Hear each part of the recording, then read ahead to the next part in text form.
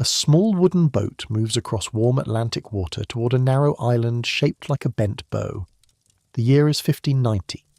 The water is the colour of weak tea where the sandbars rise beneath it, and darker blue beyond them, and it holds the last long light of an August afternoon on the ripples where the tide pulls inland toward the sound. The boat is not a ship. The boat is a pinnace, low in the water, rowed by tired men who have been at sea for 5 months. The man standing near the prow has been at sea for 3 years. His name is John White.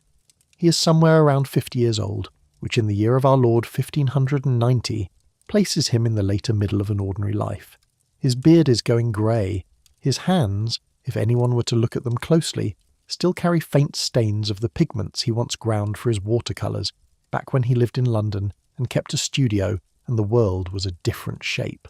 He has crossed the Atlantic 4 times now. Each crossing has taken something from him. This one, the one that's ending as the island draws closer through the afternoon, is taking the most. He is coming home, not to a country, to a fort. Inside that fort, behind a wooden palisade he helped to raise 3 summers ago, there should be a daughter. Her name is Eleanor. She is in her early 20s. She's married to a young man from London named Ananias Dare. And inside that fort, if the promise of 3 years and the mercy of God have held, there should also be a granddaughter. White has only ever held this child once, when she was 9 days old. Her name is Virginia. She would be 3 years old tonight. Today is her birthday. The men in the boat do not speak much.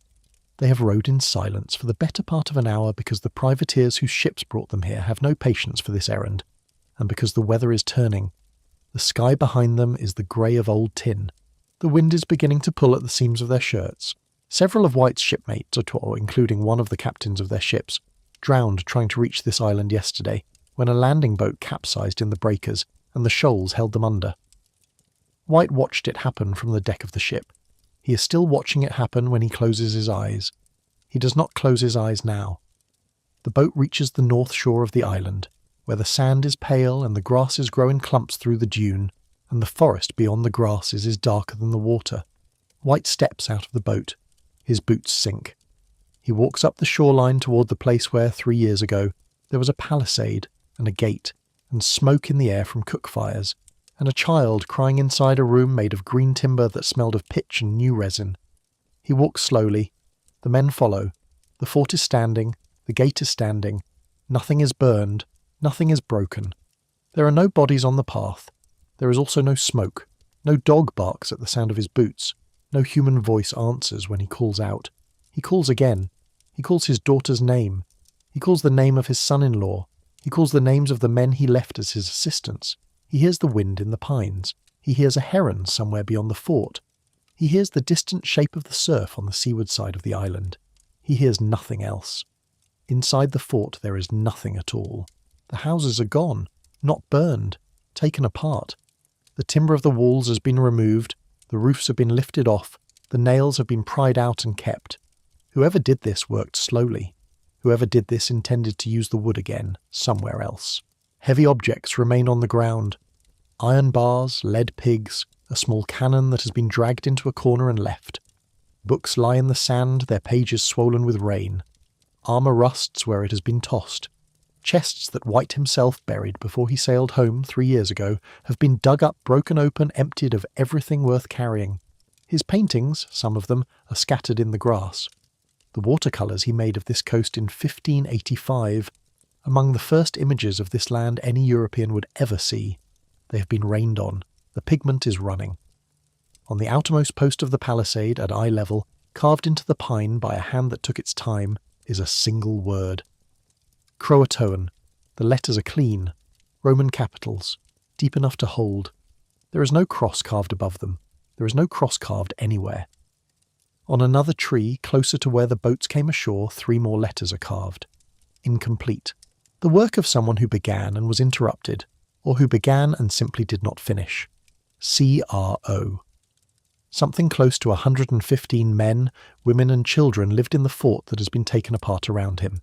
Historians still argue about the exact figure, because Hakluyt's published manifest is inconsistent, and White's own arithmetic is hard to reconcile. What no one argues is that they are all gone. They have left no bodies. They have left no graves. They have left a single word and 3 letters, and a pile of his own books turning into pulp in the rain. He stands there for a long time. He does not know yet that he will never see his daughter again. He does not know that he will never meet his granddaughter again. He only knows in this moment that the island is empty. The wind picks up. A storm is coming. It will be 4 centuries before anyone begins to understand what John White is looking at. This is the story of what those 4 centuries finally gave up. To understand what happened on that island, it helps, first, to sit for a while in the country they came from. Because the country they came from was frightened. The country they came from was arranging itself against a storm of a different kind, and the people who boarded the ships that sailed for Roanoke in the spring of 1587 were not adventurers, in the way that word is sometimes used. They were refugees of a quieter sort. They were people for whom the ordinary risk of starting again across an ocean had begun to feel gentler than the risk of staying. The country is England. The monarch is Elizabeth I, who has been on the throne for almost 30 years. She's in her early 50s. She is never married. She has no heir. The Protestant Reformation she inherited from her father is not settled, not truly, and every Catholic court in Europe is looking at her with the expression of a cat, watching a bird that has flown close to the ground. The King of Spain, Philip II, is the richest man in the world. His empire stretches across the Americas, across half of Europe, across the Philippines. He believes, with the full weight of his long, thin, patient soul, that Elizabeth is an illegitimate heretic whose throne God wishes him to correct.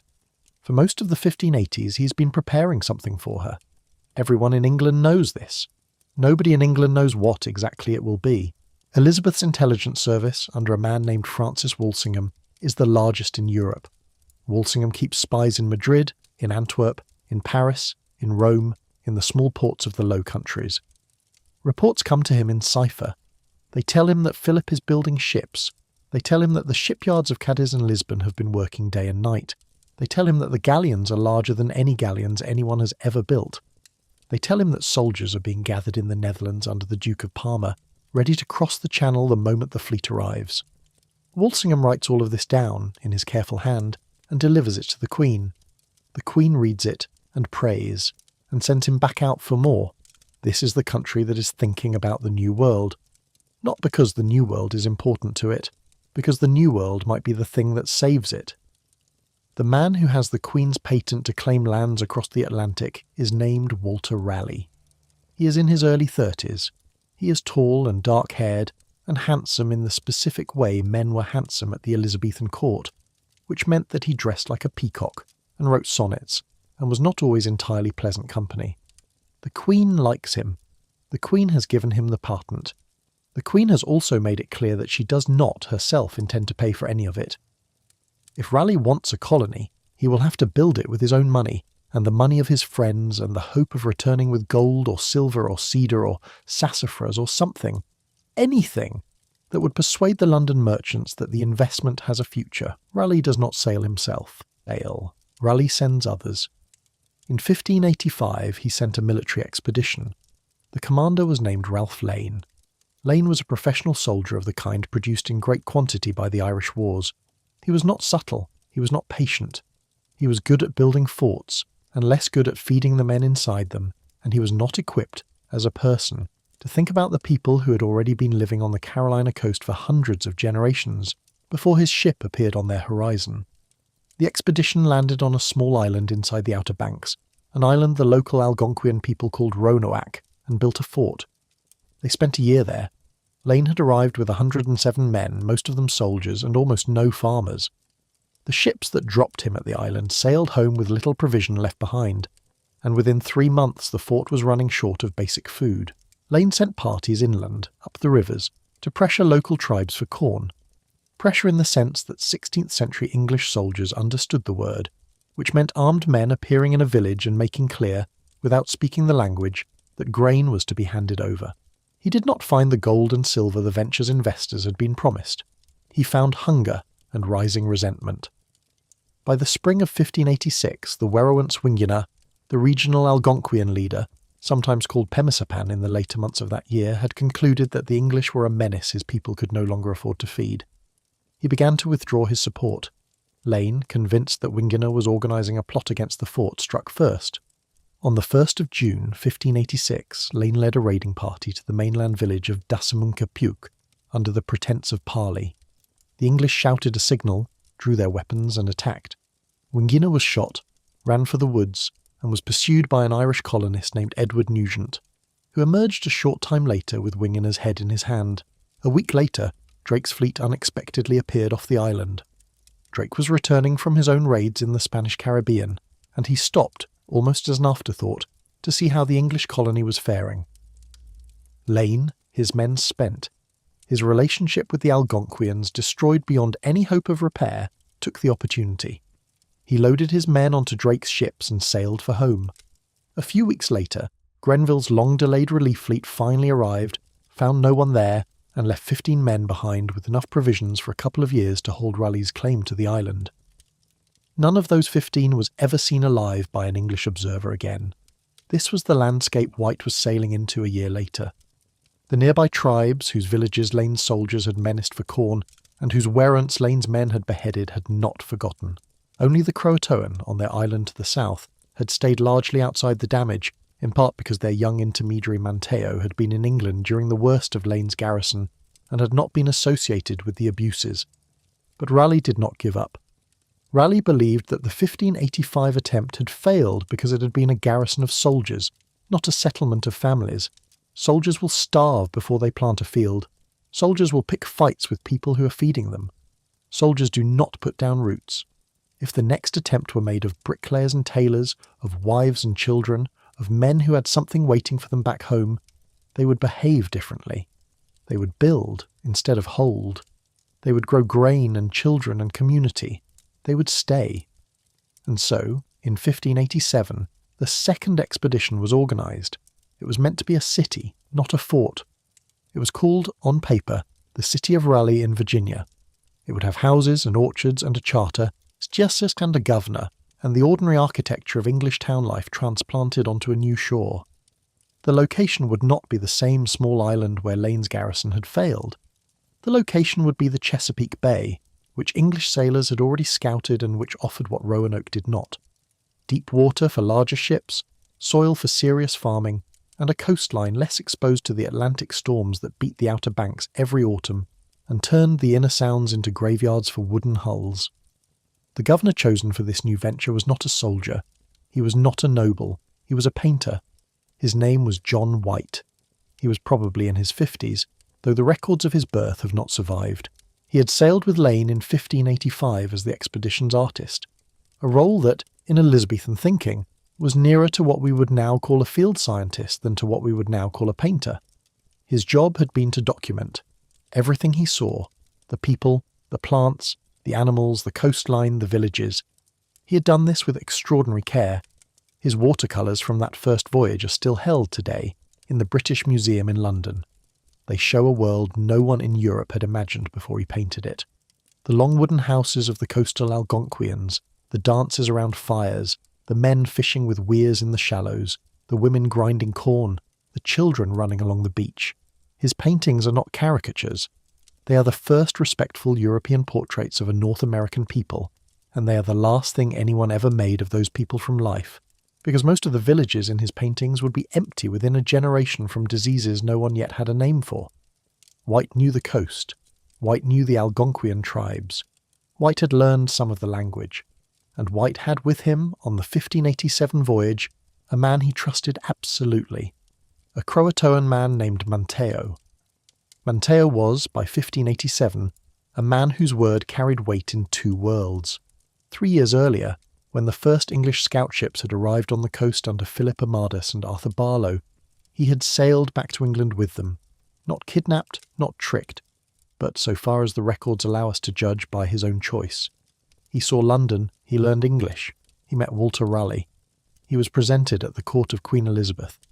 He returned to North Carolina with Lane's expedition in 1585, acted as guide and interpreter, and then sailed back to England a second time in 1586 with the survivors of Lane's failed garrison. By the time he boarded the 1587 ships, he had crossed the Atlantic 4 times and lived, in total, about 2 years of his life in London. He was, by the standards of any 16th century population, extraordinarily well travelled. His mother was, by some accounts, a woman of high standing among the Croatoan, possibly their Werowensqua, or female chief. Whatever her exact title, her son was, by 1587, a man whose recommendation his own village would listen to. If anyone understood both worlds, it was Manteo, and if anyone kept White's colonists alive in the months and years ahead, it would almost certainly be him. It is also worth sitting, briefly, with the deeper shape of the country these colonists were leaving. The England of 1587 is sometimes imagined as a confident and outward-looking society, as a nation of merchants and seafarers on the edge of empire, but that imagination belongs to the later Victorian retelling. The actual England of 1587 was an anxious country. Plague swept through the cities in irregular waves. Harvests failed more often than they succeeded. A bad winter meant that people in rural Kent or Devon would be boiling nettles and eating the thin broth for weeks. Religious instability was still recent. Elizabeth's elder sister Mary had burned Protestants in the market squares less than 30 years earlier, and the Catholic plots against Elizabeth's life were regular enough to require their own section in Walsingham's files. The sense that one could be arrested, one's house searched, one's letters opened, was not theoretical. It was the daily texture of life for many Londoners, particularly those with religious opinions considered unsound. Many of the people who signed the 1587 manifest were, by the thin social measures of the time, not prospering. They were tradesmen who had lost their workshops. They were widows whose husbands had left them nothing. They were younger sons of modest families who had no inheritance and no prospects, and for whom the new world was not an adventure but a last available door. Raleigh's promise, a substantial grant of land in the new colony, far larger than most of them could ever hope to own in England, and a share in the government of the new settlement, was, for people in their circumstances, a kind of miracle. It was the promise of a kind of social standing they could never obtain at home. To own a serious piece of English land in 1587 required one to be a minor landed gentleman, and minor landed gentlemen did not appear out of nowhere. One was born a minor landed gentleman, or one was not. But across the Atlantic one could become one. That was the quiet thing that sat at the bottom of the 1587 decision for most of the colonists who made it. They were not fleeing England in terror. They were not desperate in the melodramatic sense. They were quietly trading a known life of limited ceiling for an unknown life of potentially much higher ceiling, and they were bringing their children, because children were the form in which one's investment in the future was denominated. The ship's manifest, preserved in Richard Hakluyt's collection of voyage accounts, lists around 117 names, the exact count depending on how one counts the governor, the pilot, the men who returned with them, and the child born on the crossing. The majority were men, 17 were women. Roughly 9 or 10 were children. Most of them were from London and the southern counties of England. A few were Irish. A few were skilled craftsmen of the type a new town would need. A carpenter, a tailor, a smith, a bricklayer. Several were married couples who had chosen to come together because they had nothing left at home worth staying for. A few were husbands who had come alone to find work, expecting to send for their wives in a year or two if the colony prospered. 2 of the women were pregnant when the ship sailed. Eleanor Dare, the daughter of the governor himself, whose husband Ananias was a tiler by trade, and a woman named Marjorie Harvey. Both would give birth on Roanoke Island within the first weeks of the colony's life. They were not soldiers. They were bricklayers. They were tailors. They were husbands and wives and children who had never seen the sea before they crossed it. 3 ships were hired for the voyage, a flagship, a smaller flyboat, and a pinnace. Raleigh was not the captain of any of them. He was back in London, at court, closer to the Queen's attention than to his own colony. The pilot, the man who would actually guide the ships across the Atlantic and who knew the coast of the New World, was a Portuguese navigator named Simão Fernandes. In English, he was called Simon Fernandes, and on the London docks behind his back, he was called something less kind. He had been accused of piracy years earlier, before coming into the service of Walsingham's intelligence network. He had been pardoned under circumstances that looked, from some angles, like blackmail. He was not the man White would have chosen. He was the man White was given. They sailed from an English port in early May, 1587. The Atlantic crossing, with a stop in the Caribbean, took about 11 weeks. 11 weeks is a long time to sit in a room, the size of a small stable with 100 other people. 11 weeks is also long enough for the trust between a governor and his pilot to erode all the way to the planks. They raised the coast of Virginia on the 22nd of July, 1587. The plan had been simple.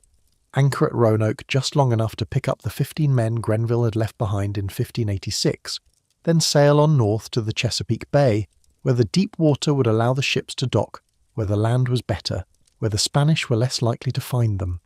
This had been discussed for months before the ships sailed. It had been written into the orders. It had been understood by everyone aboard. It did not happen. When the ships dropped anchor in the shallow waters off the north end of Roanoke Island, Fernandez informed Governor White that this was the end of the voyage.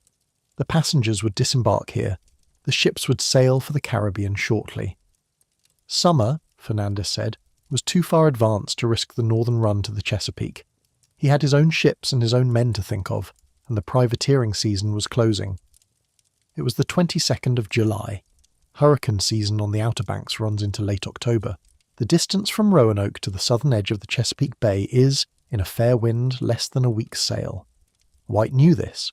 Fernandez knew this. What Fernandez actually wanted was to be loose of these colonists, who were cargo, and to be free to hunt Spanish treasure ships in the Caribbean before the autumn weather closed the lanes. There was money in piracy. There was no money in carrying a boatload of tailors to a bay up the coast. White argued. It is recorded that he argued. But the governor of a chartered colony on paper has very little power over the pilot of the ships that carried him there, and when it became clear that the crew was with Fernandez, and that the passengers could either disembark on Roanoke or sail back to England with nothing accomplished, White gave in. The colonists climbed down into the pinnaces and were rowed across the shallow water to the beach. Their chests and tools and seed and livestock were unloaded, and when they walked up through the dunes and the loblolly pines to the place where Lane's old fort had stood, they found it in the condition Lane had left it more than a year before. Broken palisades, grass growing through the gaps in the walls, the frames of houses slumping with rot, and, in the long grass at the edge of the clearing, a single human skeleton. The bones had been scattered by animals. The skeleton was, most likely, one of the 15 men whom Grenville had left on the island the summer before. The one scattered skeleton was the only trace the new colonists could find. The first days on Roanoke were spent repairing what Lane had abandoned.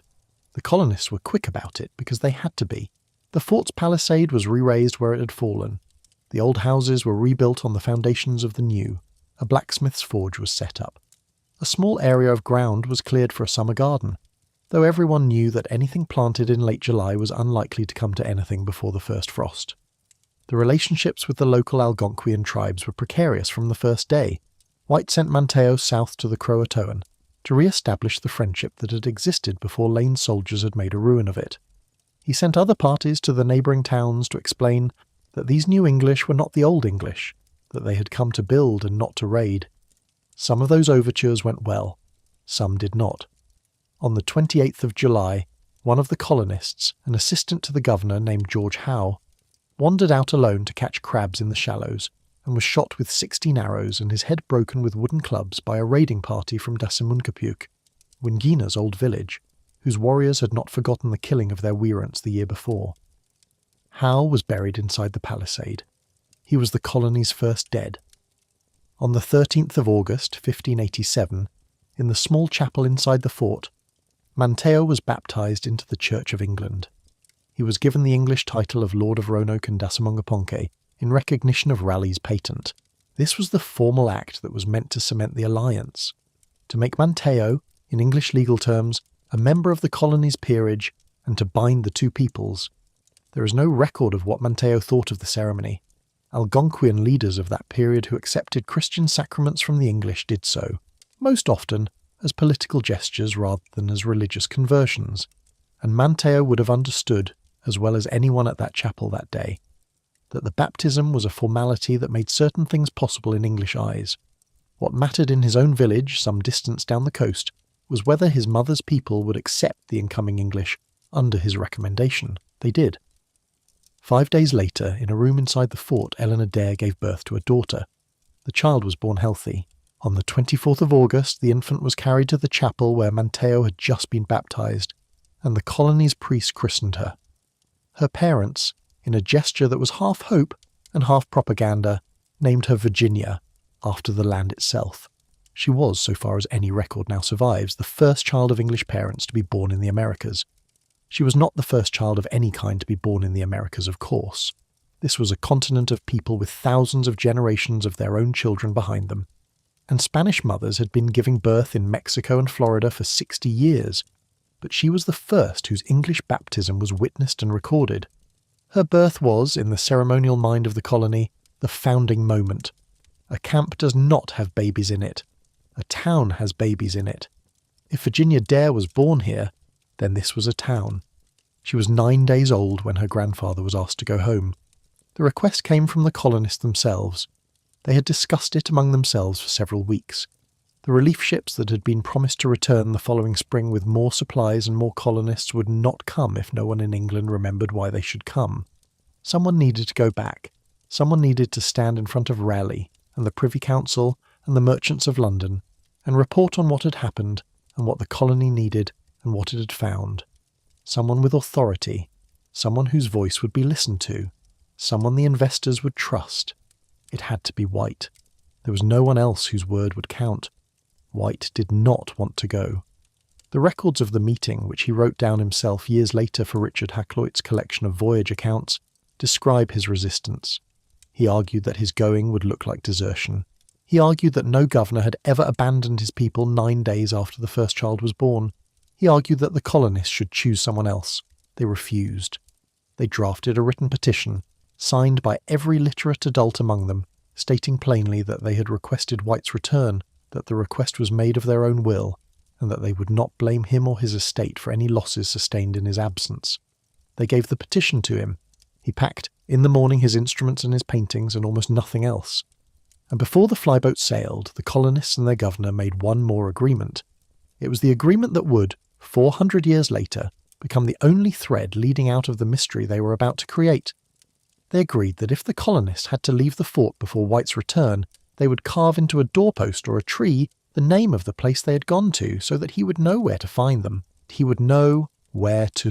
And they agreed, further, that if they had been forced to leave under attack, under distress, under any circumstance that had not been their own calm choice, they would carve a cross above the name. The cross would mean, "We have been driven." The absence of the cross would mean, "We have gone of our own will and we are safe and you are to follow." White wrote this down. White kept the paper. On the 27th of August, 1587, he boarded the flyboat. The last thing he would have seen of the settlement, as the small ship pulled out of the shallows and caught the wind for the open sea, was the wooden palisade standing in the late summer sun, and the thin threads of cooking smoke above the houses, and perhaps, if he was close enough, the figure of his daughter on the beach, holding the 9-day-old infant who had been named for the land they were making. He never saw either of them again. The wind took the flyboat east, and he was gone. The crossing back to England was harder than the crossing out. The flyboat ran into bad weather in mid-Atlantic and lost part of its rigging. Rations ran short. Some of the crew starved or died of scurvy on the passage. By the time the ship limped into Smerwick on the west coast of Ireland in mid-October, White was ill, the men with him were exhausted, and most of their belongings had been lost or ruined. It took him several more weeks to reach Southampton, and then London, and to begin the long process of explaining to Walter Raleigh what had happened. The report he eventually gave Raleigh would have been grim but not hopeless. The colonists were alive. A child had been born. Relations with the Croatoan were holding. The crops, though planted late, had given some yield. The fort was repaired. What they needed, urgently, was resupply. White had been sent home specifically to make this happen. Raleigh agreed. A relief fleet would sail in the spring of 1588. Then the Spanish began to move. The assembling of the Armada had been rumoured for years, but in the early months of 1588 the rumours became reports, and the reports became certainties, and by March the entire coastline of England was being stripped of every seaworthy ship for home defence. The Queen issued an order that no vessel of any significant size was to leave English waters until the danger had passed. The relief fleet that Raleigh's cousin Sir Richard Grenville had been assembling for Roanoke was impounded on its moorings. The supplies that had been loaded for the colony were unloaded and redirected to the defence of the realm. The men who had been hired to sail with White were reassigned to other duties. By April, the voyage that had been promised to the colonists was, in practical terms, over before it had begun. White did not give up. White spent that spring arguing from port to port with captains whose ships were too small to have been taken by the Navy, begging them to make the run anyway. He found two small pinnaces, barely more than large boats, called the Brave and the Roe. Neither was large enough to carry more than a fraction of what the colonists needed. Neither was large enough to be safe on the open Atlantic, but they were all he had, and he loaded them with what provisions he could scrape together from his own purse and from the small circle of Raleigh's friends who were willing to gamble on him. And on the 22nd of April, 1588, he sailed. He did not reach the Carolinas, he did not reach the Azores, he did not even reach the Canaries. Somewhere off the African coast, the two pinnaces were intercepted by French privateers. There was a fight. The Brave, which White was aboard, was boarded and plundered. White was wounded.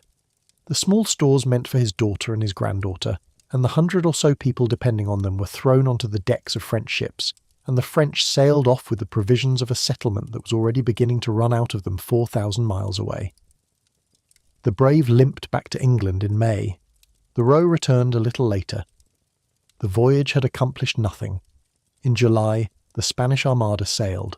In August, it was broken, partly by English ships, partly by the weather, partly by the tactical shortcomings of the Duke of Medina Sidonia, who had not wanted the command and had said so. The threat passed. But the war did not end. The war went on for 15 more years, and for most of those years every English ship of any size was committed to that war, or to the privateering raids that fed it, and no man in the Privy Council had any serious attention left for a small settlement of tailors on a sandy island in the Carolinas. White tried. Over the next 2 years he tried constantly. He wrote letters, he presented petitions, he went to Raleigh, he went to Raleigh's agents, he went to merchants who had no connection to the venture and asked them for favours. He was, by every account that survives, not an impressive figure. He was a painter, not a politician, and the court had moved on to more urgent concerns, and the merchants had their own money to worry about. The records of his petitions are short. They are polite. They were not answered. And while White did what he could in England, the people he had left on Roanoke Island lived through 3 winters about which nothing is known. Not a letter came out. No ship came in. If the colonists wrote anything, and they almost certainly did because they were literate people with paper and ink, nothing they wrote ever reached England.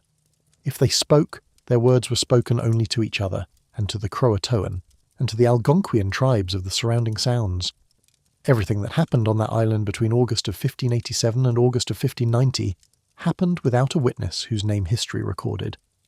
What can be said with reasonable certainty is this: the small crop they planted in the late summer of 1587 would not have fed more than 100 people through a winter. They would have been hungry by February. They would have needed help from the local tribes, and some of those tribes would have given help and some would not. The Croatoan to the south had every reason to help, but the Croatoan had their own winter to survive, and their island, a long thin strip of sand and pine, does not produce great quantities of surplus food. What they could share, they would. What they could not, they could not. And there is a further detail, one which was not known to any scholar before the end of the 20th century, and which has quietly reshaped what historians think those 3 winters were like. In 1998, researchers analysing tree ring data from bald cypress trees in the Tidewater region published their findings, and the findings were striking. The years from 1587 to 1589 fell inside one of the most severe droughts recorded in the entire climate history of the American East Coast over the past 800 years. The rain did not come when it should have. The corn shriveled in the fields. The Algonquian villages of the coastal sounds, which had been producing surplus in normal years, were producing barely enough to feed their own in 1588, and less than enough in 1589. If the colonists were hungry, the people around them were hungry too. The second summer, 1588, would have brought a better harvest than the first, if the seed had been saved and the ground had been worked. But the drought held, and what came out of the fields was thin. The third winter, 1588 to 89, would have been another hungry one, and by the second summer into the third, the question would have started to change inside the minds of the people in the fort. Not whether White was coming, whether he'd died, not whether the Queen had forgotten them, whether the Queen had ever really remembered, not whether they could last one more winter on this island, whether they should still be trying to. It is impossible to know when the decision was made. The archaeology suggests that it was not made in panic. The houses were not burned. The palisade was not abandoned mid-repair. Heavy objects, cannon, lead, iron, were stacked in a deliberate way, as if saved for later retrieval. Lighter objects were taken. Tools that could be carried were carried. The fort around them was dismantled with care, not destroyed in haste. Whatever they were doing it with time on their side. Whatever they were doing, they had talked it through. The colonists were not a single unit. They were on paper a community with a governor and 12 assistants and a written charter. But White was gone, and none of his 12 assistants, Ananias Dare among them, has left any record of the leadership they exercised in his absence. The records simply stop when White sails. In practical terms, the daily decisions of the fort would likely have fallen increasingly to the household heads themselves, and to the particular friendships and alliances among the families, and to the quiet leadership of a few individuals whose names we do not know. Groups like this do not make decisions by vote.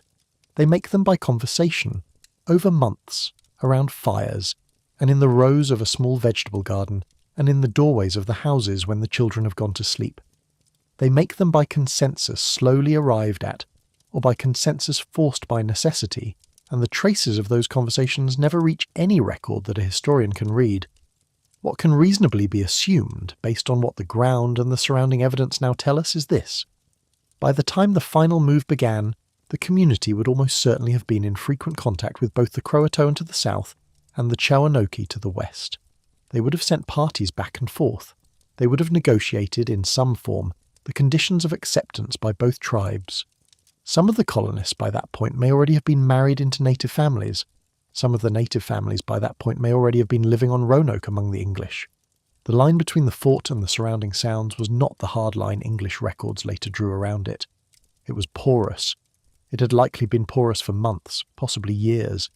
The move, when it happened, would not have been a dramatic exodus. It would more plausibly have been the last step of a long process of intermingling, at which point the emptying of the fort was simply the completion of something that had already, in all the ways that mattered, already happened. A second piece of evidence survives, one which historians, for most of the last 4 centuries, have treated as almost too vague to bother with, but which turns out, when placed next to the later archaeological work, to be the single most important sentence written about the lost colony by any of them. John White, in his own hand, later wrote that, before his departure in August 1587, the colonists had told him they intended, if circumstances required it, to move 50 miles into the main. The main, the mainland, the continent that began across the narrow sound to the west of Roanoke Island, and stretched, in 1587, almost entirely unknown and unmapped, into a forest that no Englishman had yet walked. 50 miles inland. That sentence, for 400 years, was treated as a casual aside. A contingency plan, a line of speculation White had put down because he had been asked, and nothing more. Historians read it, nodded, and moved on.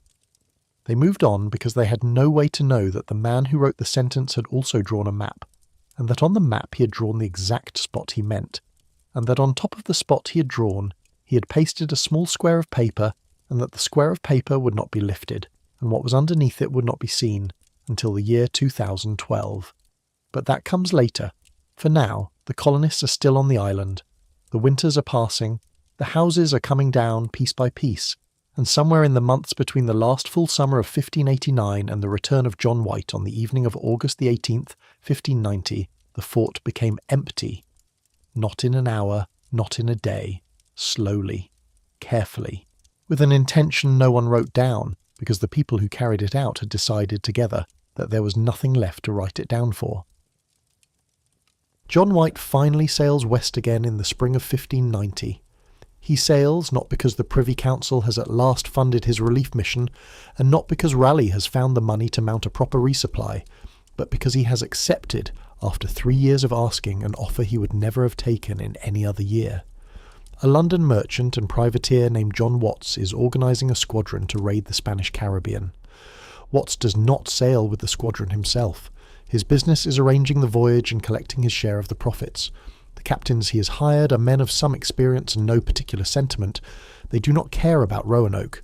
They do not care about a painter's daughter.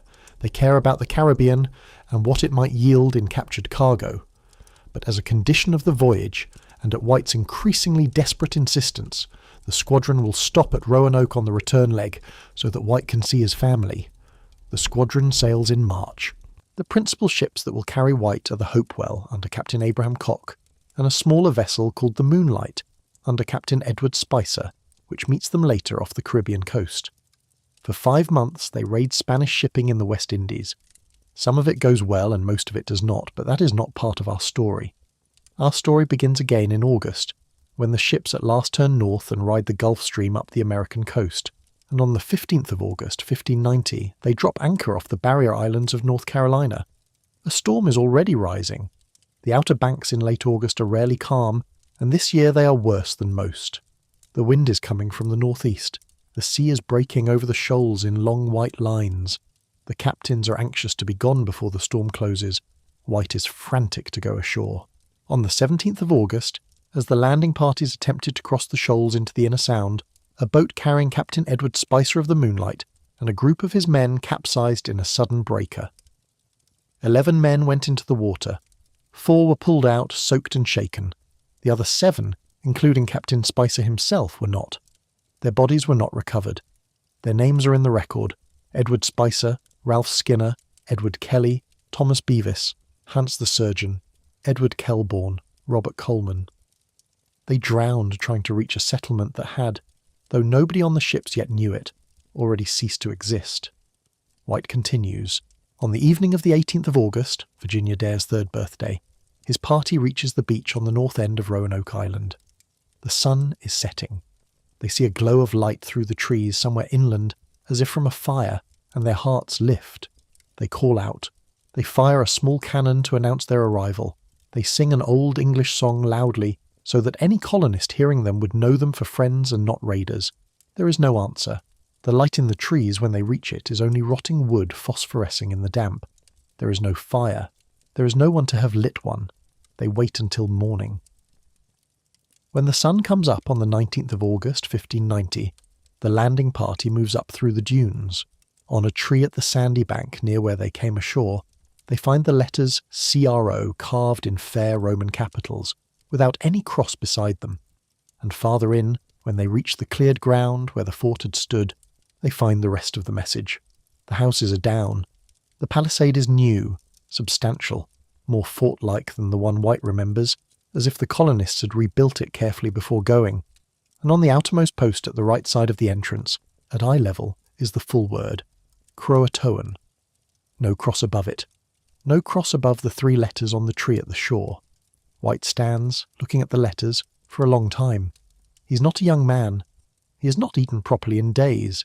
He has just watched his shipmates drown in the shoals. He has just discovered that the houses have been taken apart and the people have been taken away. But he is not, in this moment, bewildered. He is, of all things, almost at peace, because he understands immediately what he is looking at. The word on the post is not a cry for help. It is a forwarding address, the one the colonists and their governor had jointly agreed upon 3 years earlier. In the paper White still carries in his papers. It is an instruction to come and find them, and the instruction is Croatoan. Croatoan is the name of a place, a narrow sand island to the south along the barrier chain, inhabited by the people whose leader, Manteo, White had baptized in the chapel of this very fort 5 days before Virginia Dare was born. It is the one destination along the entire coast that would not have been surprising. It is the one destination that would have made sense. White wants to sail there at once. He turns, still in the empty fort, and says as much to the men with him. They walk back to the beach. They row to the Hopewell. White asks the ship's master to take the squadron south, to find the colonists where they have gone. The storm returns that night. It arrives as a full northeaster. The wind rises. The sea pushes the ships hard against their anchors. One anchor breaks. Another cable parts. By morning, the Hopewell is short one anchor and dangerously close to the shoals. The master wants to pull out to deep water. White argues. The master argues back. The weather refuses to cooperate, and the ships are pushed further from the coast every hour. Fresh water is low. The privateering had been less successful than the merchants had hoped, and the food stores are tight, and the men are tired. The master makes the decision as a master of a ship makes a decision, with the weather already writing the answer for him. On the 28th of August, 1590, the small fleet turns its bows east, and the coast of North Carolina falls behind them. John White stands on the deck of the Hopewell and watches the line of the island disappear into the rain. He will not ever see it again. He will try, in the years that follow, to organise another expedition. He will fail. Raleigh will lose interest. The investors will move on to other ventures. The Queen will grow old and die. A new king will come to the throne. A new expedition will eventually be mounted to the Chesapeake Bay under a new charter, and it will be called Jamestown, and it will remember Roanoke only as a warning. White himself will retire to an estate in Ireland, owned by one of Raleigh's circle, and he will die there in some year we do not know, probably between 1593 and some point early in the next century. The last letter we have from his hand is dated the 4th of February 1593, sent from his house at Newtown in Kilmore to Richard Hakluyt. In it, he writes of his daughter and his granddaughter, and of all those he left behind in the fort, and he commits them to the mercy of the Almighty, because there is nothing else he can think of to commit them to. The sentence is quiet and short. It does not sound like a man protesting his fate. It sounds like a man who has done all he can, and who has failed at the central task of his life, and who has made a kind of peace with it. He never sees the map he drew again either. The map, a beautiful hand-painted piece of work called La Virginia-Par, will pass, with his other papers, into the collection that would form the founding bequest of the British Museum, where it will sit, catalogued and admired but not quite understood, for the next 390 years. Until, in 2012, a curator holds the paper up to a light. The British Museum is a warm, echoing building in the middle of London, behind a long row of iron fence, with high ceilings and corridors that smell faintly of old paper and stone. In the prints and drawings department, on a quiet upper floor, there are drawers full of watercolours, thousands of them, organised by period and artist. Among them is a folder labelled for the work of John White. His paintings have been there, in one cabinet or another, since Sir Hans Sloane's collection became the museum's founding bequest in the 18th century. For much of the 20th century, White's map of the Carolina coast, La Virginia-Pars, was the most admired item in the folder. It is a beautiful thing. It shows the barrier islands from roughly what is today the Virginia line down past Cape Lookout. It marks the sounds. It marks the villages. It marks Roanoke. The coastline is accurate enough that modern oceanographers have used it to study the way the Outer Banks have shifted in 400 years of storm seasons. The lettering is in White's own careful hand. The painting is done in his own pigments, which have held their colour remarkably well. Scholars have admired it, photographed it, written about it, and reproduced it in history textbooks. And for 400 years, none of them had asked why White had glued 2 small patches of paper onto his own map. The patches are not obvious. They are cut to shape, carefully sized, and in places they match the surrounding coastline so neatly that in a photograph they are almost invisible. But they are there, and they had always been there, and nobody had ever asked about them. The assumption, for most of those 4 centuries, had been that White had made some small error in the original painting, a mistake in the shape of a river mouth perhaps, or a misjudged coastline, and had covered it up with a piece of fresh paper the way any careful draftsman might have done. Minor corrections happen on maps all the time. The patches did not seem to matter. In 2012, a group of researchers from the First Colony Foundation, a non-profit archaeological organisation based in North Carolina, dedicated specifically to the lost colony question, asked the British Museum's Conservation Department whether they could take a closer look. The question that prompted the request came from one of the Foundation's board members, a North Carolina academic named Brent Lane, who had been studying reproductions of the map and who had asked, over a cup of coffee one day, a simple question that no one had ever thought to ask aloud. What was under those patches? The request was not particularly dramatic. It was the kind of request conservators receive often. The researchers wanted to know what was underneath the patches. The museum staff were agreeable. The document was brought into a controlled room. It was laid flat on a light table. The lights beneath were turned on. The paper of the map is thick but not opaque. When light passes up through it, the pigments on both sides become visible at once. The researchers leaned over the table. The museum's curator of prints and drawings, Kim Sloane, leaned in beside them, along with a paper conservator named Alice Rugheimer. Under the northern patch, which White had glued over the area of his map where the Chowan River and the Roanoke River empty into the western end of Albemarle Sound, near what is today the confluence of the Chowan River and a small tributary called Salmon Creek, something appeared. It was not a coastal correction. It was not an erased line. It was a symbol, a four-pointed shape drawn in red and blue of a specific design that any Elizabethan who saw it would have recognised immediately. It was a fort, a four-pointed Elizabethan bastion fort in the conventional symbol used by English cartographers of the period to mark a fortified settlement. White had drawn it, and then he had covered it over. The southern patch, it turned out, was unremarkable. It covered a small, ordinary correction to the shape of the Pamlico River coastline. It was the kind of minor fix any careful draftsman would make.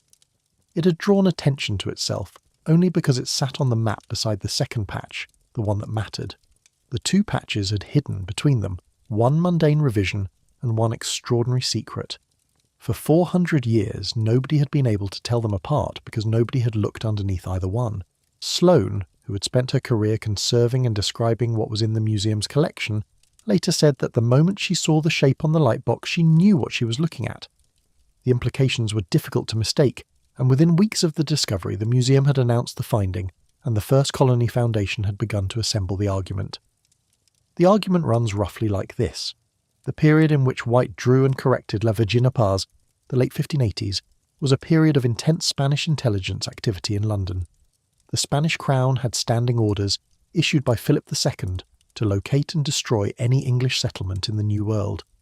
The Spanish ambassador in London ran a network of informers inside the English court. Raleigh's officers and his associates were watched. Maps of the New World in particular were considered sensitive documents.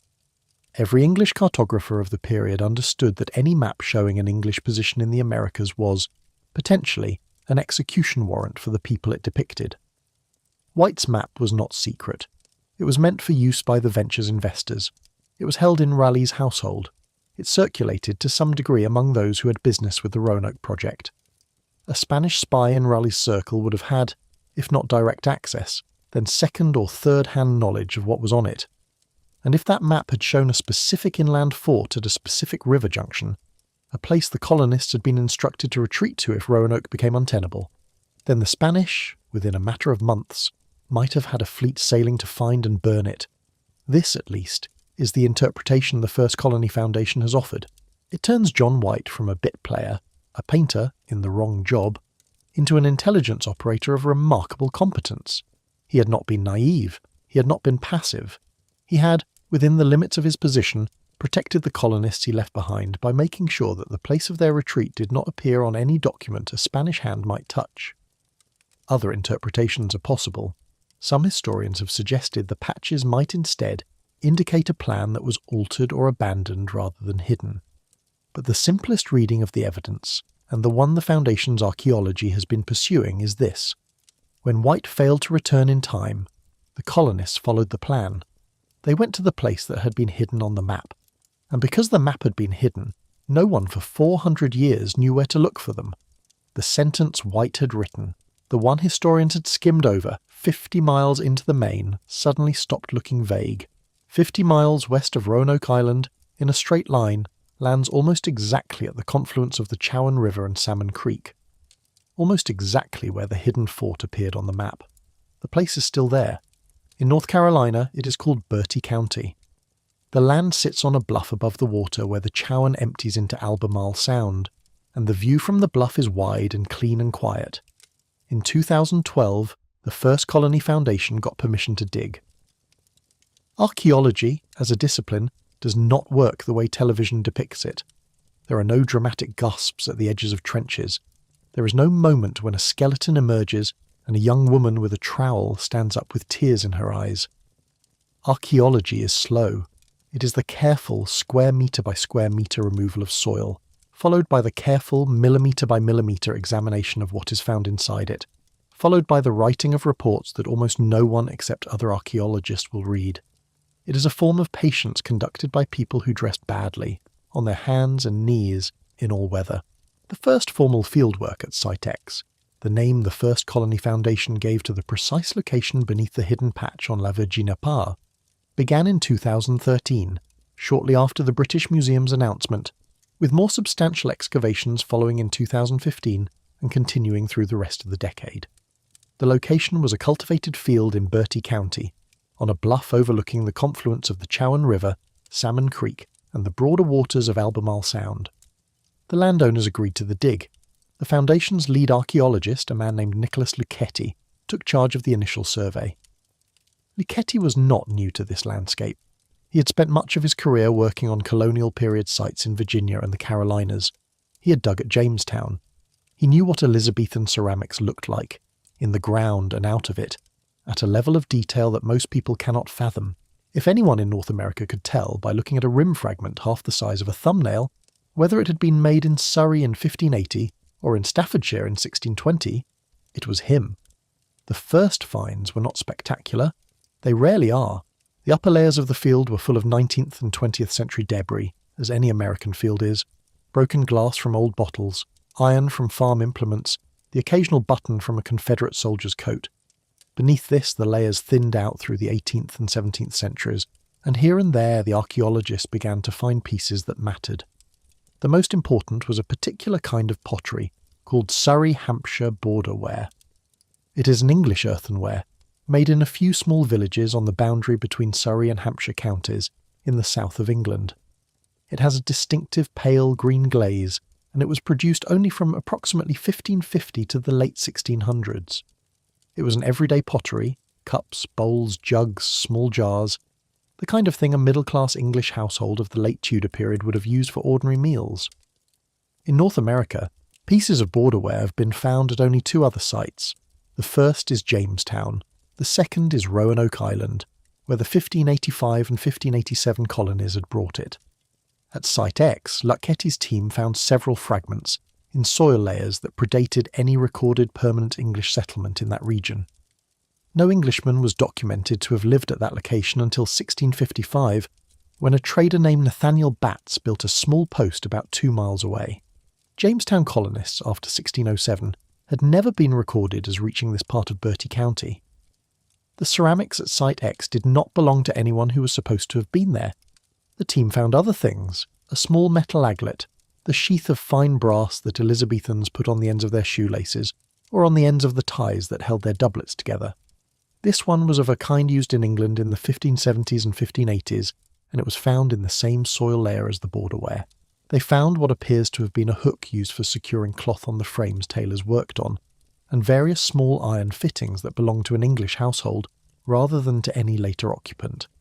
They found pieces of heavy North Devon stoneware jars, the kind of utility pottery English sailors used to carry water and preserved food on long Atlantic voyages. And they did not find tobacco pipes. This, in its own way, was the most telling thing of all. Clay tobacco pipes, of a distinctive short-stemmed shape with a small bowl, were a near-universal fixture of 17th century English life in the New World. Jamestown refuse pits are stuffed with them, hundreds of them, thousands when you aggregate across the early town. They are the signature trash of any Jamestown-era English site in North America. At Site X, the soil that contained the borderware did not contain the thing that always accompanied borderware in later contexts. Therefore, the soil was earlier than Jamestown. In archaeology, absence is a form of evidence. What is not present where it should be is often as diagnostic as what is. A second location, about 2 miles from the first, was opened, Site Y.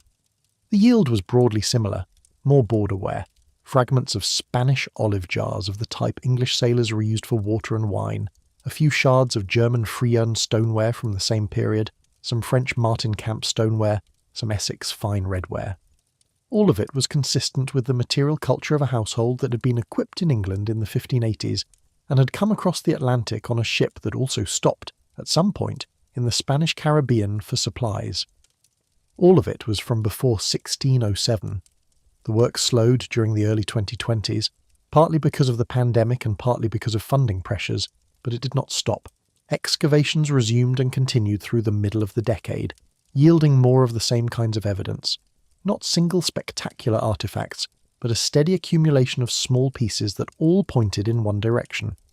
In 2023, the Foundation and the University of North Carolina Press published their findings in a volume titled Excavating the Lost Colony Mystery, edited by the Foundation's research vice president Eric Klingelhofer. It is now the single most substantial work on the archaeological case for the inland migration. Leketty himself has been careful in how he phrases the result. He does not say the mystery has been solved. He does not use the word. No fort foundation has yet been found. No colonist's grave has yet been identified. What he says is that the pattern is compelling, and that it is consistent with a long-term English presence in this location during the late 1580s and through the first decade of the 1600s. That is the honest phrasing. That is what the soil will support. But what the soil will support is already enormous.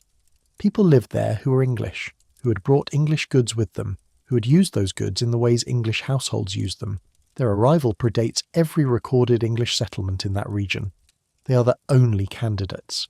Somewhere under a Carolina field, below a layer of rusted 19th century ploughshares and 20th century glass, is what may be the trash pit of the lost colony, or at least of a substantial part of it. And the trash pit is the kind of find that, in archaeology, is worth more than 1,000 monuments. Because monuments are deliberate. Monuments are what people want us to remember. Trash is what they lived with. Trash is honest. It is also, as it turns out, only half the story, because Bertie County is 50 miles to the west, and the word on the palisade pointed south. Croatoan, in the Algonquian of the 16th century coast, was the name of a barrier island, the long narrow strip of sand that today, on our maps, is called Hatteras. It forms part of what is now Cape Hatteras National Seashore. It is the island with the famous black and white spiralled lighthouse, around which hurricanes turn and ships have been wrecked for 500 years. Before the lighthouse, before the English, before any of it, it was the home of the Croatoan people, an Algonquian-speaking group who had lived along that stretch of sand for many generations. In 1587, the Croatoan village on the island was small. Perhaps 200 people. Perhaps a little more. Their houses were long, low structures framed in bent saplings and covered in mats of woven reed. Their food came from the sea and from small fields of maize and squash, grown on the stable ground behind the dune line. Their contact with the English had begun in 1584, at the very first landing, and, through Manteo's intermediation and the distance of their island from the worst of Lane's damage, had remained more stable than any other Algonquian relationship on the coast. 8 years on, they were still the one tribe the English colonists had reason to trust. For 400 years, the more literal-minded readers of the Roanoke story, the ones who were not distracted by theories of mass murder or Spanish raids or Welsh-speaking tribes in Kentucky, said simply this: the word on the palisade named a place. The place was Croatoan. They went to Croatoan. That is where they went. They were almost certainly correct. But until recently, there was almost no material evidence to prove it. The reason for the absence was not that the evidence did not exist. It was that nobody had looked. Hatteras Island is a shifting, sand-blown place. Hurricane after hurricane has remade it, particularly over the past century. The 16th century Croatoan village lay in a specific area on the southern end of the island, on ground that moved and was periodically buried and uncovered by storms. Systematic excavation of the site did not begin until relatively recently. The change came in 2009, when a local historian from the island, a man named Scott Dawson, founded the Croatoan Archaeological Society and began partnering with Mark Horton, a professor of historical archaeology then at the University of Bristol and later at the Royal Agricultural University. Horton was a highly credentialed figure in early colonial archaeology, with long experience on similar sites in the Atlantic world.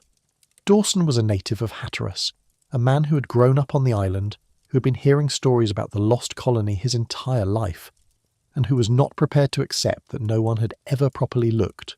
They obtained permission to dig on private land at the site of the old Croatoan village. They began to dig. And from the earlier seasons, the ground gave up things that should not have been there. The pattern of the finds from Hatteras is different, in an important way, from the pattern at Site X. At Site X, the English artefacts are found in distinct contexts, in layers that appear to represent English use. At Hatteras, the English artefacts are found mixed directly with native artefacts, in the same refuse pits, in the same floor levels, in the same household debris. An English cup fragment lies next to a Croatoan pottery shard. A piece of hammered English copper lies in a midden with fish bones and shell. A gun flint, European manufacture 16th century, rests beside a native stone tool. A rusted rapier hilt, the metal fitting from an English sword of the late 1500s, was found in the same part of the site as the remains of a small native hearth. A slate writing tablet, with faint letters scratched on it in what looks like a Latin alphabet hand, lay in the same stratum as a bone awl of the kind Croatoan women used to sew hides. A 16th century English signet ring, recovered from the island in 1998, carries a heraldic device that has been partially identified by researchers in the UK as possibly matching an English family whose surname appears on the 1587 manifest. The pattern is not one of trade. When people trade with each other and live apart, the traded objects cluster in specific parts of the receiving settlement, in the homes of the elites, in particular trading depots, in contact zones. At Hatteras, the English goods are everywhere. They are in ordinary domestic contexts. They have become, in the debris of the village, household items.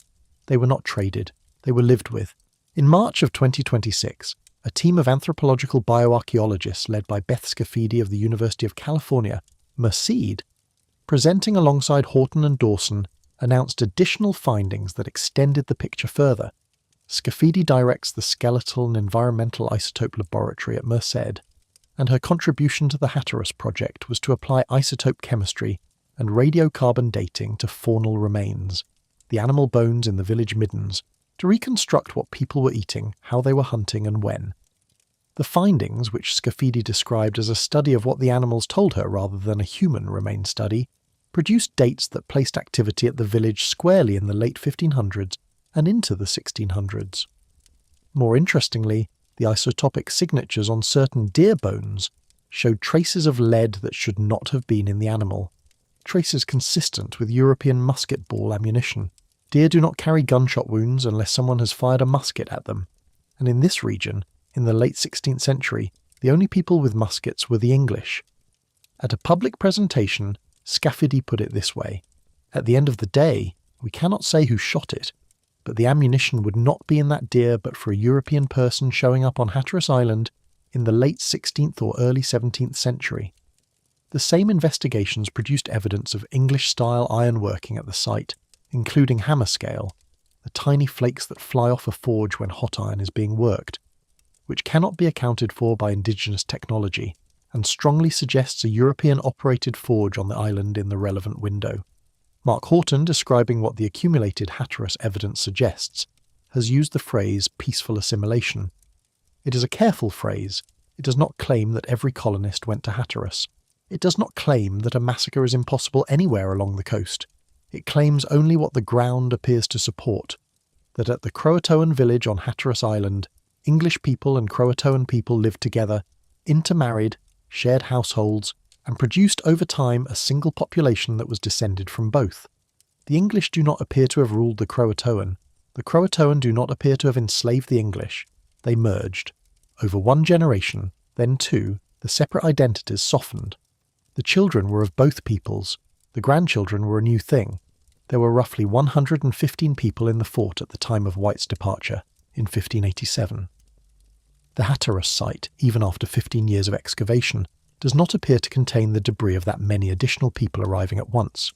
This could imply one of several things: that the colony split, with some of its members going south to Croatoan and others going west to the inland site, which is what the map and the archaeology at Bertie County together seem to support, or that the arrival at Croatoan was staggered over years, or some combination of the two.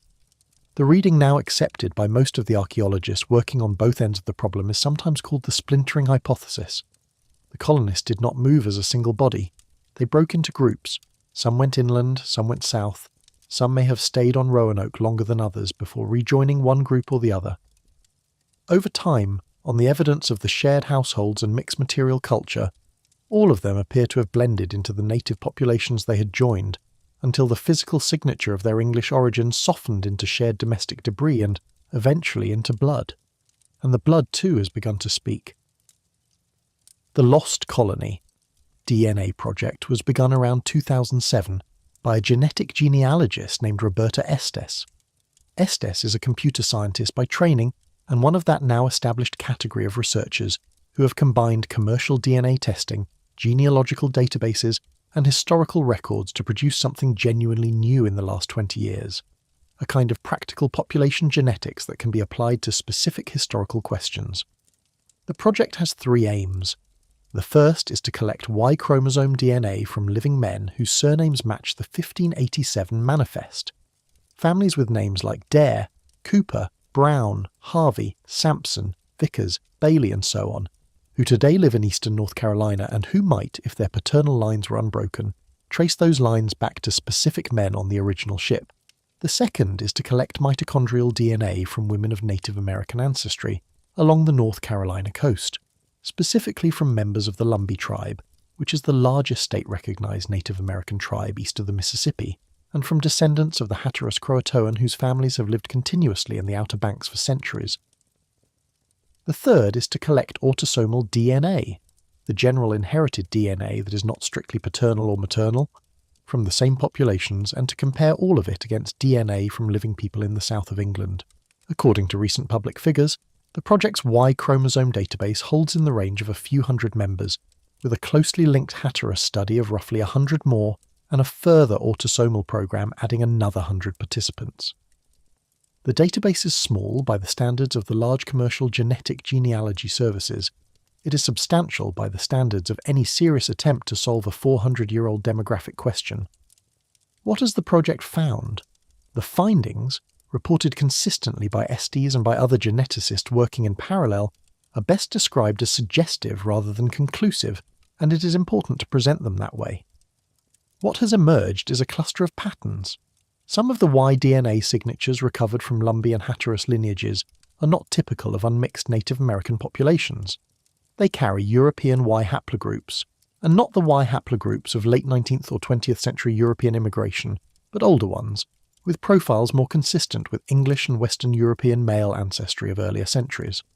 Several Lumbee and coastal families, when their matrilineal DNA is studied, show European mitochondrial signatures in their maternal lines reaching back many generations, far enough, at minimum, that the ancestors carrying those signatures entered the local population well before the documented waves of later European settlement in the region. One widely discussed case, described in popular summaries of the project as Mr. Brown, involves a research participant whose Y DNA matches a specific Tudor-era English lineage, and whose surname is one of the surnames on the 1587 manifest. There were two Browns on that manifest, Henry Brown and William Brown.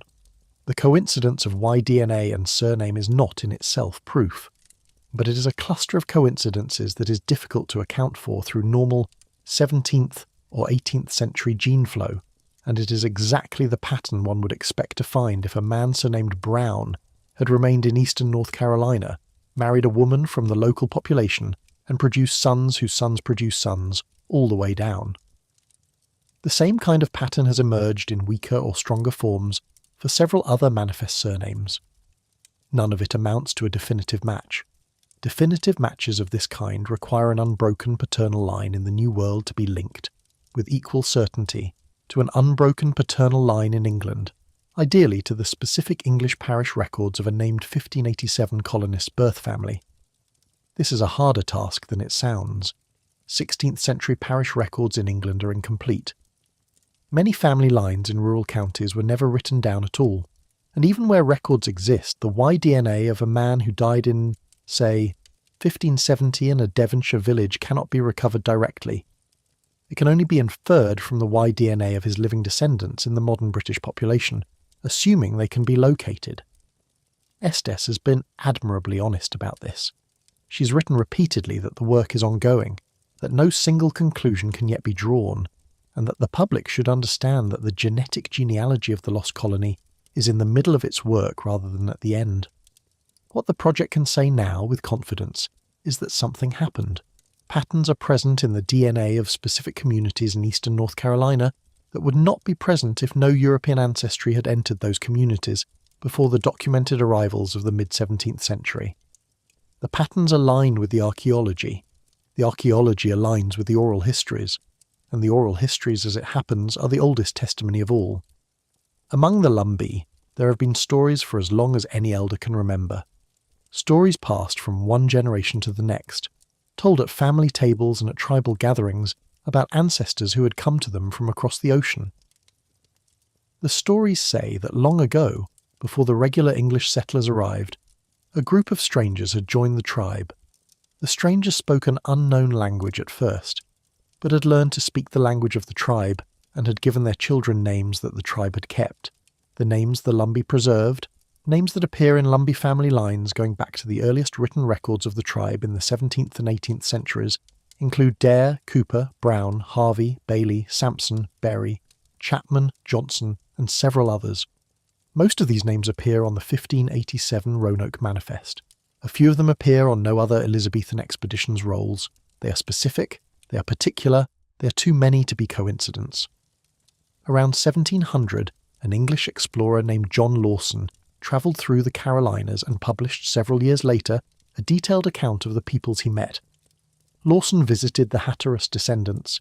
He wrote, and his account is one of the earliest ethnographic descriptions of any North American tribe by an English observer, that among the Hatteras people there were some who had grey eyes, and whose skin was lighter than that of the surrounding native populations, and who told him that they were descended from white people, who had come to live among their ancestors in earlier generations.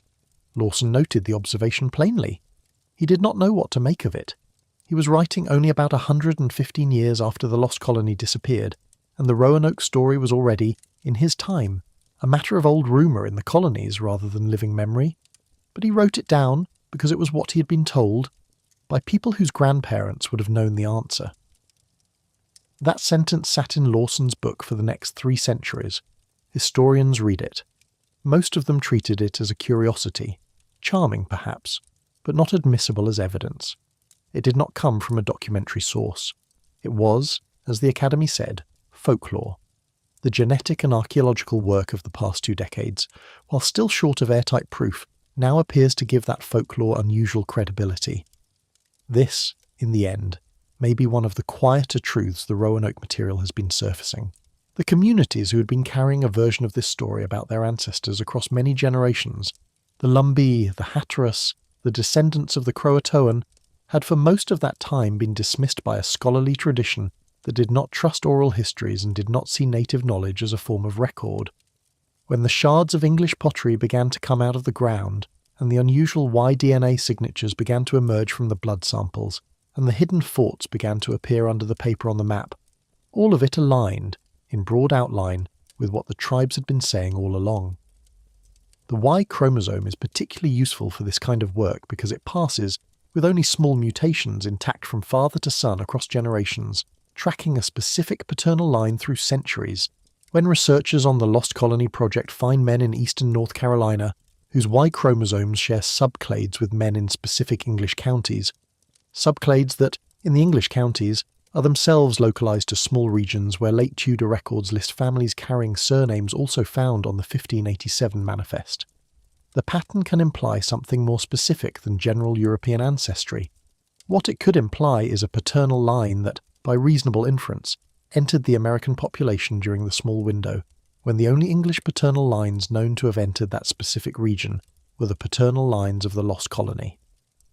The Jamestown colonists did not come this far south.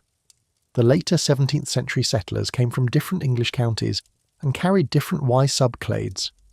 The genetic window that best matches the Roanoke colonists is narrow. The men whose DNA appears to fall inside that window are not many, but the project identifies them as the current strongest candidates. Estes and her colleagues have been clear that the work is ongoing, and that the picture will grow sharper over the coming years as more English comparison samples become available.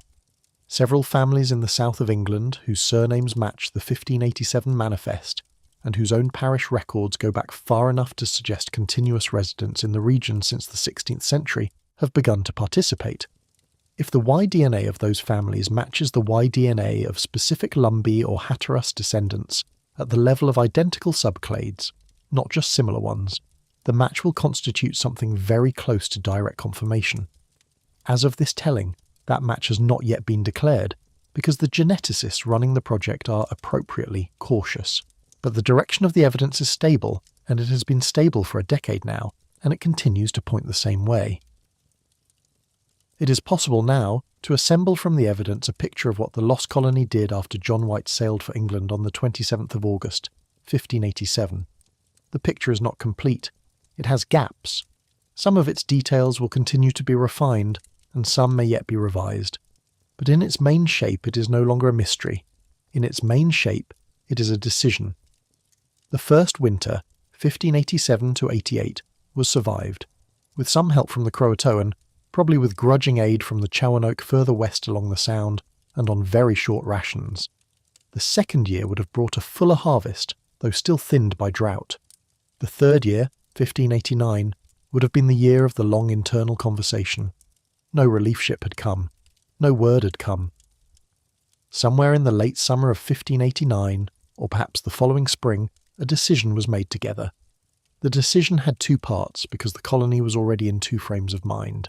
Some of the colonists, most plausibly those who had been closest to Manteo, or who had married into Croatoan families during the intervening years, or who had made the strongest personal bonds with the island to the south, are likely to have gone to Croatoan. They would have sailed, or walked along the Sound, or been carried in small Croatoan canoes down the barrier chain where the people of Manteo's mother would have taken them into the village. It is reasonable to assume these were some dozens of people, men, women and children. They took what they could carry. Some of them, on the basis of what the Hatteras excavations now show, appear to have lived inside Croatoan households almost immediately. Others may have built small adjacent shelters for the first season. Over the following years they married into the village. Their children would have been born both English and Croatoan, and their grandchildren would have been Croatoan with some English in them, and so on through the generations until the word English stopped being a meaningful description. The others, plausibly a larger group, and most likely including the families with the skills needed for building and planting, appear to have gone to the inland site. They had discussed this plan before White sailed, and they had the agreement written down. Based on what the Bertie County ceramics now tell us, we can reasonably infer that they dismantled the Roanoke palisade and the houses piece by piece, and moved their timber and their tools up the Sound and then west along the rivers until they reached the bluff near the Chowan Salmon Creek confluence. There, near the Roanoke village of Metakem, they appear to have rebuilt, in some smaller and perhaps temporary form. They lived there for some period of time. The artefacts do not yet tell us how long, though archaeologists estimate at least a few years and possibly longer. Their children, again, would have grown up inside a mixed cultural environment. In time, whatever small English village had existed at the confluence softened into the shape of the surrounding Roanoke communities, and the clear boundary between the two, if there had ever really been one, is no longer visible in the ground. When Jamestown was founded in 1607, 20 years after the lost colony had disembarked on Roanoke, some of its early leaders heard rumours. The rumours came from Powhatan, the powerful chief whose confederacy spanned much of the Tidewater region of Virginia. Powhatan told the English, in several conversations that Captain John Smith later wrote down, that there were men who looked like them living to the south, beyond his territory. Powhatan said that these men had come long before the English at Jamestown. He said, according to Smith's account, that some of them had been killed at some earlier point in a conflict he did not fully describe. The Jamestown colonists sent small expeditions south to investigate. None of those expeditions returned with the survivors Powhatan had mentioned. The likeliest explanation is either that the search parties were looking in the wrong places, or that the community had, by 1608, already dissolved into the larger Algonquian world around it, or some combination of the two. And there is, in Smith's writings, one other strange and specific claim. Smith reported, on the basis of his conversations with Powhatan, that Powhatan had personally been involved in the killing of some number of Roanoke survivors some years earlier. This has at times been read as evidence that the lost colony was massacred. But when the sentence is read carefully against the Archaeology, and against Powhatan's own documented tendency to present himself as the master of every event within reach of his territory, it could imply something narrower. A small group of survivors, perhaps an isolated subset of the inland colonists who had moved further north than the rest, encountered violence in one of the regional conflicts of the 1590s. On current evidence, that reading is more consistent with the wider pattern than the reading that the whole colony was killed. It is one data point among many. It fits the splintering model. It is consistent with a story in which the people of 1587 broke into several groups, and in which some of those groups had better fates than others, and in which most of them lived and some of them died. But the majority, on the weight of what we now know, simply went on living, in new households, in new languages, in new lives, in new blood. The lost colony was not lost. On the evidence we now have, the lost colony chose. It chose, in the end, a different future than the one it had been sent to live. It chose to stop being the English outpost of a project that had forgotten it. It chose the families on Hatteras Island and the villages of the Roanoke over the empty shore where no ship had come in 1,000 days. It chose the people in front of it over the country that had abandoned it, and the world it joined, the coastal Algonquian world of North Carolina, which would itself be transformed and diminished by the larger waves of European disease and settlement that followed over the next 300 years, absorbed the colonists over the generations that followed. There is no village today on Hatteras Island or in Bertie County or in Robeson County where the Lumbee live that is made up of pure lost colony descendants. Such a thing does not exist. But there are families in all of those places who appear, on the evidence of Y-chromosome lineages, mitochondrial lines, autosomal patterns, and preserved surnames, to carry fragments of the people who walked into the forest in 1589 or 1590 and never walked back out. Those descendants are alive today. They eat breakfast. They drive to work. Most of them do not know that they may be descended from someone on the Raleigh Manifest of 1587, from Eleanor Dare, or from Ananias, or from the carpenter, or the tailor, or the smith whose names appear on that old list. The names of those ancestors have become ordinary. The ancestors themselves have become the population. This was never the mystery people thought it was.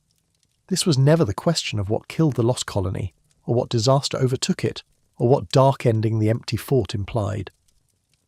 The Roanoke colonists did not die in an hour. They did not vanish into thin air. They lived for years, on an island and on a bluff and in villages that had been ready to take them, and they made a new kind of life, and, on the weight of the evidence now coming up out of the ground, they are still here. The only thing we lost at Roanoke was our ability to see them. Come back now to the palisade post. The fort is empty. It has been empty since the previous autumn. The storms of the summer of 1590 have already begun to soften the wood, and the word carved into the pine, the word Croatoan, cut cleanly in Roman capitals by a hand that took its time, is weathering in the wet wind off the sound. The carver is long gone. The carver is somewhere to the south, perhaps, in a longhouse on Hatteras Island, with Manteo's people eating from a bowl that is half English and half Croatoan. Or perhaps the carver is to the west, on the bluff above the Chowan, laying the last courses of a wooden wall that looks like an English wall, but stands on ground that no Englishman before him had ever built on. The carver is not dead. The carver has gone on. The letters in the wood are still there for now. John White sees them in August of 1590, and he leaves, and a hurricane comes within days of his departure, and tears through the island, and by the following spring one of the posts has tilted. A seedling pine has pushed up through the floor of the chapel where Virginia Dare was christened. A deer has walked across the hearth of the house where Eleanor Dare gave birth. In a few more years, the palisade will start to come down of its own weight, and nothing inside the settlement will stand higher than the level of the grass. In a few more decades, the outline of the fort itself will soften. In a century, it will be invisible to the eye of anyone who does not know exactly where to look. In 2 centuries, oak and pine and loblolly will have covered the clearing. In 3, the coastline of the island will itself have shifted, and some of the ground the colonists walked on will be under water, and some of the water will have retreated, and the surface geography of the Outer Banks will be a subtly different shape than the one in John White's careful watercolour. This is how the Outer Banks work. Nothing there is permanent except the wind. But the people are still here. The people did not vanish. In the picture that the archaeology and the DNA now make possible, the people walked away, most plausibly in 2 directions, and they made homes in places where they had not been born, and they had children, and their children had children, and the children of those children may well be alive in the year this story is being told. Somewhere in North Carolina, in a town nobody outside that town has ever heard of, a man could be drinking coffee at a kitchen table who does not know that 7 or 8 generations back, one of his direct paternal ancestors was one of the men on the Raleigh Manifest. Someone like Henry Brown, perhaps, who boarded a ship in the spring of 1587, crossed the Atlantic in some 11 weeks, helped to dismantle a fort in the autumn of 1589, and walked into the forest of the Carolina mainland with his wife and his children, and disappeared into a longhouse whose year nobody wrote down. The man at the kitchen table does not know any of this. But if the evidence is pointing where it seems to be pointing, the man at the kitchen table may be the answer. Somewhere on Hatteras Island, a woman could be walking her dog on the beach whose family has lived on that island for as far back as the family remembers, and for some generations before that, although the records of those earlier generations have grown thin. In her blood, very plausibly, are fragments of Algonquian fishing and English embroidery, and the 16th century shipboard voyage of a baby she does not know existed. She may be the answer too. Somewhere in Robeson County, a teenager could be sitting in a high school classroom, looking out the window at the pines. His last name might be one of those unusual Lumbee surnames that also appears on the 1587 manifest. His grandmother once told him, years ago, that her grandmother had said that the family name was older than America, and that one of the family's first children had been born on an island where nobody had been born in English before. He did not entirely believe her. He was young. He's older now. He's staring out the window. He too may be part of the answer. For 400 years, the mystery of the lost colony persisted, because the story that had been told about it was shaped by the expectations of the people doing the telling. The story said that they had vanished. The story said that the New World had swallowed them.